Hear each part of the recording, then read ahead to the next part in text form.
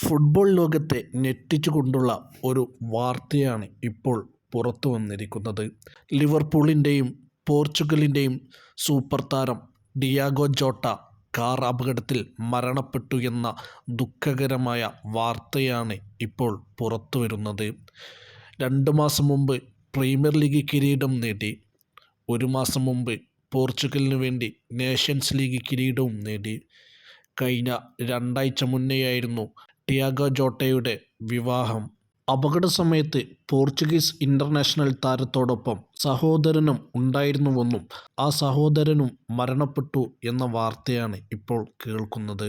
പോർട്ടോയിൽ ജനിച്ച Jota പാക്കോസ് D ഫെരേരയുടെ youth സെറ്റപ്പിലൂടെ തൻ്റെ കളിജീവിതം ആരംഭിച്ചതിനു ശേഷം 2016 അത്ലറ്റിക്കോ മാഡ്രിഡിലേക്ക് മാറി. തുടർന്ന് അടുത്ത വർഷം പ്രീമിയർ ലീഗിൽ വോൾവർ വാൻഡറേഴ്സിലേക്ക് മാറി.